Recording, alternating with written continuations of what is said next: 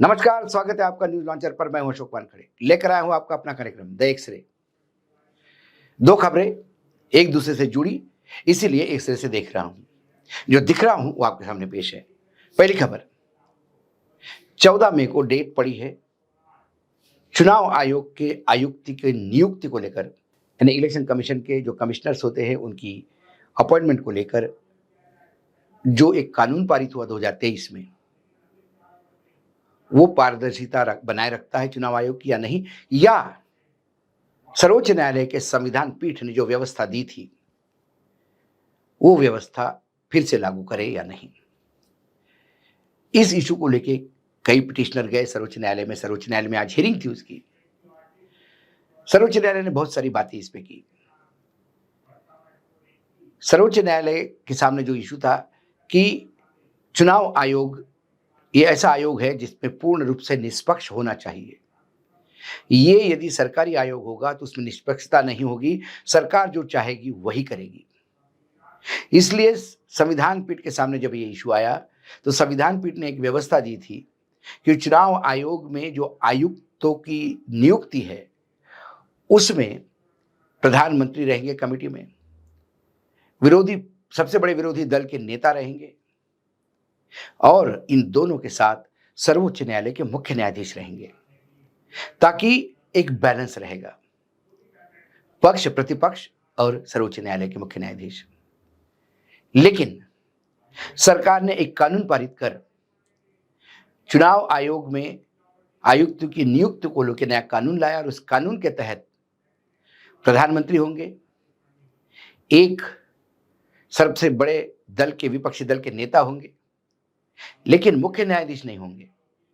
उसके जगह पे तीसरा मेंबर प्रधानमंत्री के ही कैबिनेट का दूसरा मंत्री होगा। मतलब दो सरकारी लोग, दो मंत्री और एक विपक्ष का नेता। तो दो और एक ये जब आमने सामने होंगे तो जो सरकार चाहेगी वही होगा। तो जो संविधान पीठ ने जो व्यवस्था दी थी ट्रांसपेरेंसी की, उसका बेसिक उद्देश्य खत्म हो जाता है।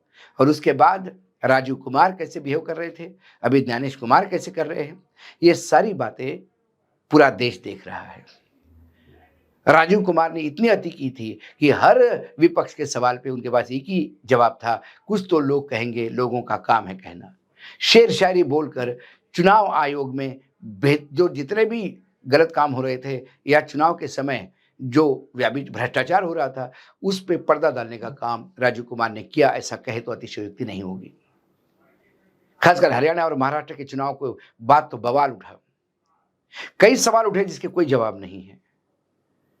और जवाब एक ही है कि आप चुनाव हारते हो तो रोते हो मशीन के नाम से, लेकिन मशीनें पूरा यूज होने के बाद भी 99 पॉइंट चार्ज कैसे रहती है। जितने वोट गिरे उतने क्यों नहीं गिने गए, उससे ज्यादा या कम कैसे गिने जाते हैं। मतदाता सूची में तो इतना बड़ा लफड़ा हुआ कि इस बार ममता बनर्जी ने जब सारी चीजें सामने रखी तो नए चुनाव आयुक्त जो थे, मुख्य चुनाव आयुक्त ज्ञानेश कुमार, उन्होंने कहा कि हाँ डुप्लीकेशन हो रहा है, गड़बड़ी हो रही है, अब हम इसको आधार कार्ड के साथ जोड़ने का प्रयास करेंगे। पीपल्स रिप्रेजेंटेटिव एक्ट जो है वो 2021 में अमेंड किया गया था, संशोधन किया गया था ताकि आधार कार्ड से जुड़े, ताकि डुप्लीकेशन नहीं हो। तो 2021 से लेकर 2025 तक चुनाव आयोग क्यों उस पर बैठा रहा, क्यों नहीं करने बैठा। जब चुनाव आयोग के किसी अधिकारी को पूछता है तो वो हंस के कहता है आपको तो पता है कि ये क्या गड़बड़ करना होती है। ऐसे चुनाव आयोग में यदि चुनाव आयोग में ही चुनाव प्रक्रिया पे सवाल लगेंगे तो फिर चुनाव के नतीजे कैसे आएंगे, और जब नतीजे ऐसे आएंगे तो फिर सरकार तो कभी बदलेगी नहीं, फिर तो ये चुनाव बेनामी हो गए। इसके लिए सर्वोच्च न्यायालय के सामने ये मसला आया। सर्वोच्च न्यायालय ने उसको 14 मई की डेट दी, लेकिन ये 14 मई बहुत महत्वपूर्ण डेट है क्योंकि इसी 14 मई को हमारे संजीव खन्ना साहब जो है चीफ जस्टिस, वो रिटायर्ड हो रहे हैं। संजीव खन्ना का जो समय है वो मई में पूरा ही हो रहा है, जैसा कि मैंने कहा 14 मई तक।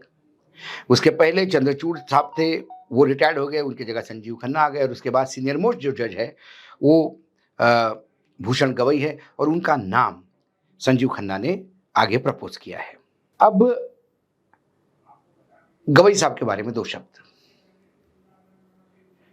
बहुत दिनों के बाद एक दलित मुख्य न्यायाधीश सर्वोच्च न्यायालय में मिला है। इसके पहले जस्टिस के जी बालकृष्णन साल 2007 में इस पद पर नियुक्त हुए थे,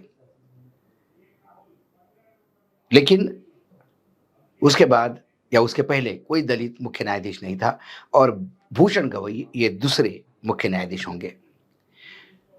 गवई जी का पूरा नाम भूषण रामकृष्ण गवई है। उनका जन्म 24 नवंबर 1960 में अमरावती, महाराष्ट्र, विदर्भ में हुआ था। 16 मार्च 1985 में वो बार में शामिल हुए। उनके पास कुल 40 साल का न्यायिक व कानूनी अनुभव है। जस्टिस गवई का कार्यकाल 6 महीने का होगा और नवंबर 2025 में वो रिटायर्ड होंगे।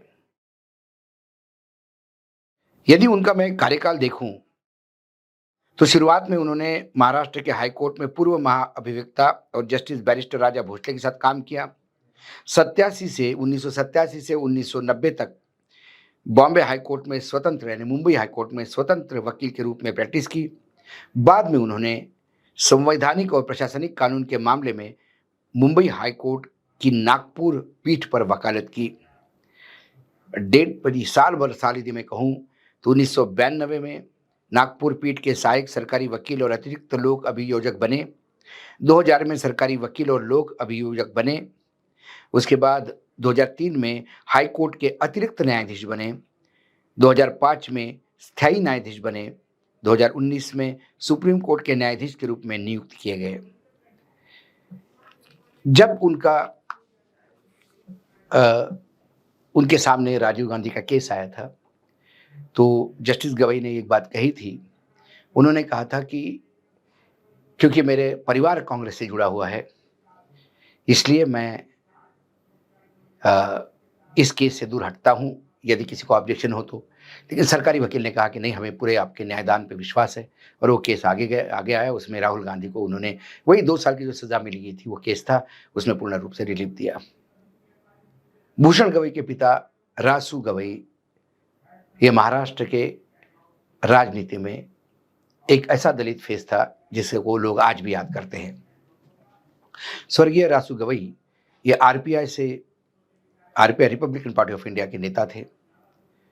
वो विधान परिषद के उपाध्यक्ष रहे और अक्रॉस द पार्टी लाइन उनके जो संबंध थे उनके लिए वो जाने जाते थे। वो दलित होते हुए भी, दलित ही नहीं सवर्ण से लेकर तमाम जातियों के लोग उनके साथ खड़े होते थे। वो लोकसभा में भी चुनाव लड़े। जब शरद पवार ने एक नया एक्सपेरिमेंट किया, सारे आरपीआई, सारे गुट जितने भी थे उनको इकट्ठा करके, कांग्रेस जब अलग नहीं थी, एक ही कांग्रेस थी, सबको मिलकर उन्होंने एक अभूतपूर्व विजय हासिल कर दी महाराष्ट्र में। उसके बाद शरद पवार अलग हो गए, लेकिन रासू गवई कांग्रेस के साथ रहे। वो बिहार के गवर्नर रहे, वो केरल के गवर्नर रहे। और अटल बिहारी वाजपेयी के साथ उनके जो मैत्री के संबंध थे उसकी कहानियां आज भी उनके मित्रों के द्वारा सुनाई जाती है।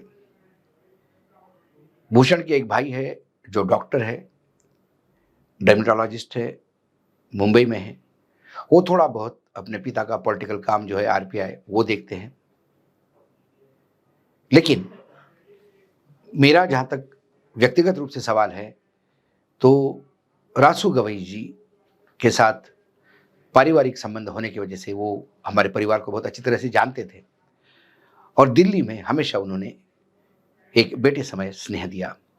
ये बात अलग है कि जब से भूषण जस्टिस बने तब से एक पत्रकारिता का रूल कहो या जो टाइप की पत्रकारिता हम करते, इससे हमने दूरी बनाए रखी कि कहीं किसी को ये न लगे, ना उनको नुकसान हो, ना हमारा क्रेडिबिलिटी पे सवाल उठे। तो भूषण आएंगे, लेकिन भूषण जिस दिन मुख्य न्यायाधीश की शपथ लेंगे उसी दिन उनको ये चुनाव आयोग की याचिका पे भी सुनवाई करनी होगी। देखते हैं 14 तारीख को क्या निर्णय देते हैं। लेकिन यदि इस देश में स्वायत्त संस्थाओं की स्वायत्तता बनी रहे तो फिर उस पर नियुक्तियां ट्रांसपेरेंस होनी चाहिए। यदि उसकी नियुक्तियां सरकारी होगी तो फिर वो स्वायत्त संस्थान नहीं रहेंगे, वो जेबी संस्थान हो जाएंगे जो भी सत्ता में है उनके। एक्स-रे में मैं आज देख रहा था तो दोनों केसेस चल रहे थे और इसीलिए मैंने कहा कि 2 खबरें हैं लेकिन एक-दूसरे से जुड़ी हुई है। आज एक्स-रे में इतना ही, कल फिर आता हूँ किसी विषय के साथ। तब तक के लिए नमस्कार, देखते रहिएगा न्यूज़ लॉन्चर।